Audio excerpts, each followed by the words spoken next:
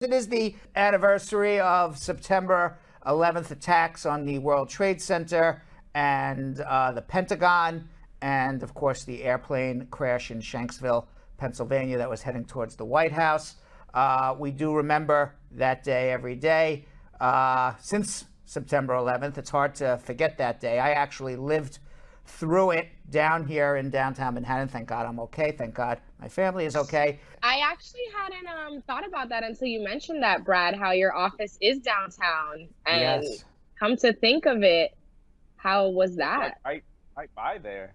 Yeah, So you were in the building? I was on the way to the building when it happened, and I heard I was driving from uptown. Back in the day, I would drive back and forth, believe it or not. I don't drive anymore, but back in the day I was driving, and I was listening on the news, and I heard what had happened. And this was when it was originally announced that there was a little plane that crashed into the World Trade Center. Originally, the original news was a small aircraft went, obviously it was an accident. That's what people thought. It wasn't until the second plane crashed that the news started to report that it was two jumbo jets had crashed into the World Trade Center. I had been driving actually on the FDR Drive.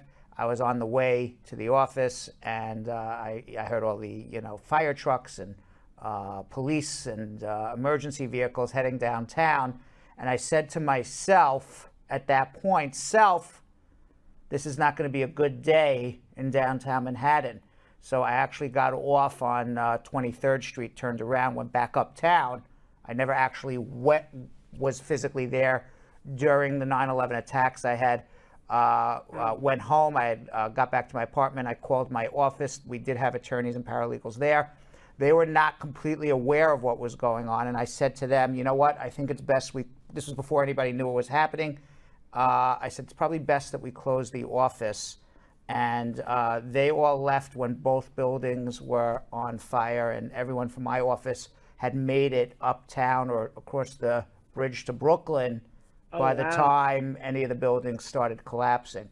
And then once the buildings started collapsing, and then there were reports, I recall that a plane had crashed in Pennsylvania, and then a plane had crashed at the Pentagon. I don't recall off the top of my head now what happened first, whether it was the Pentagon that I remember. I believe it was the Pentagon first, and then a plane crashed in Pennsylvania, if my recollection is correct.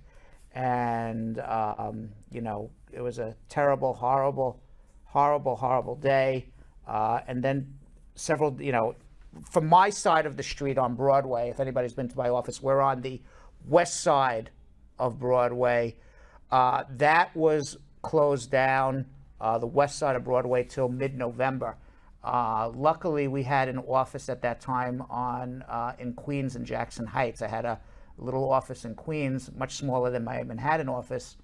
And we, back then there was no cloud computing. There was a computer server. So we had to get permission to go and get the computer server out of my office about 3 weeks after the attacks. I went down with a couple of the attorneys in my office on around towards the end of September, and we had a police escort bring us down because from Canal Street down to the tip of Manhattan was a military zone. That zone from Canal Street down to the tip of Manhattan, that was probably, that was a military zone for 3 months. The military was patrolling it, and that was the beginning of the militarization of our police departments across the United States of America. And on that day, in the end of September, I don't recall the exact day, but it was the end of September, we had a police escort bring us down. I got permission to go in with 2 other lawyers and carry a big, heavy computer server out of our office on the 5th floor here at 225 Broadway, bring it over to Queens. And they dropped us off in front of the building at 225 Broadway. Right now, if anybody's been to my office, there is in the lobby of the building is a delicatessen. You're familiar with that, right? Yeah. At that point, that deli wasn't there. It was a Duane Reade drugstore. And when we got dropped off, There was no lights, there was no electricity in our building, the elevators weren't working, and we were in this very dark stairwell. So we walked into the Duane Reade, and there was nobody there. And we needed a flashlight. We took a flashlight from them. We borrowed the flashlight from Duane Reade. I apologize, Duane Reade. So we got our server. And one of the things I didn't realize back in 2001 is how heavy a computer server is. It's not like a little, little thing like you have now. I mean, there are these huge. A floppy. Yeah, exactly. Right, exactly. Yeah, let me stick this in and stick this out. We'll get it. I mean, we had to take this huge equipment, and it was heavy, and we lugged it down. 5 flights, and of course we have to carry it all the way up to Canal Street because we're in a military zone. And we made it about a block away. 3 guys from the U.S. military came with 3 police officers because the military and the police were kind of patrolling together.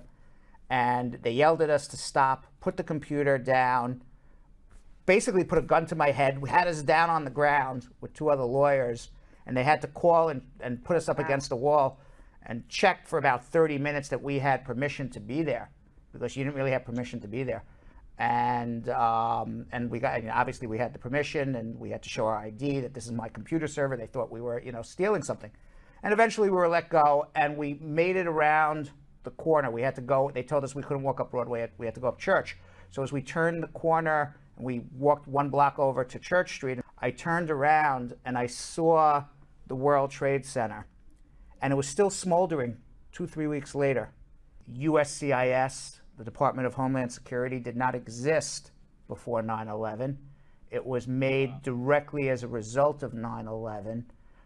Before the Department of Homeland Security, there was the Immigration Naturalization Service, the INS, and they were under the auspices of the Department of Justice. And it was considered a legal issue to get a green card or not. And obviously it is, because I'm a lawyer and you have to go through, a legal issue. But it became, after 9/11, not a legal issue, but now a security issue, immigration. And they turned that terrorist attack, and yes, there were 19 men who are here on student visas, and they were on legal visas, and they went to school.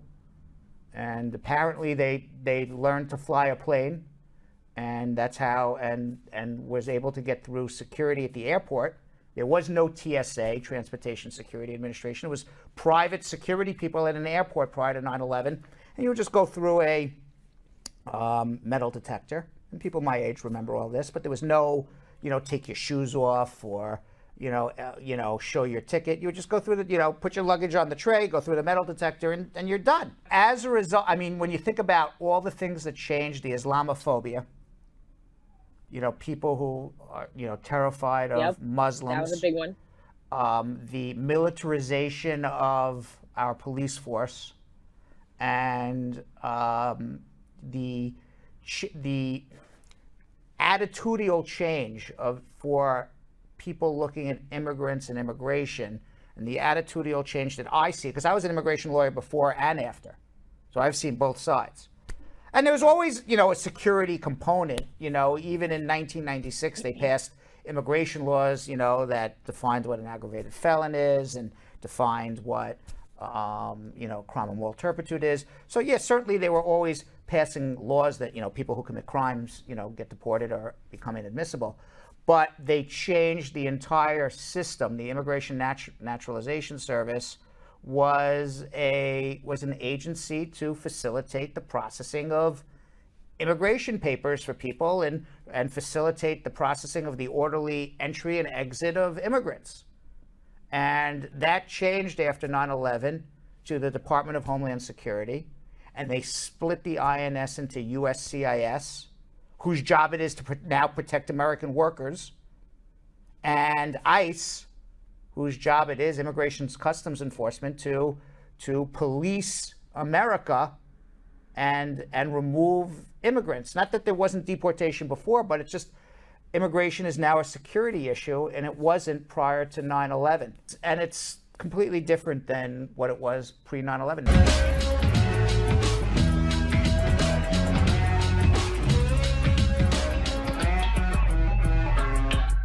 Thanks for watching. For more Brad Show Live, like and subscribe to our YouTube channel.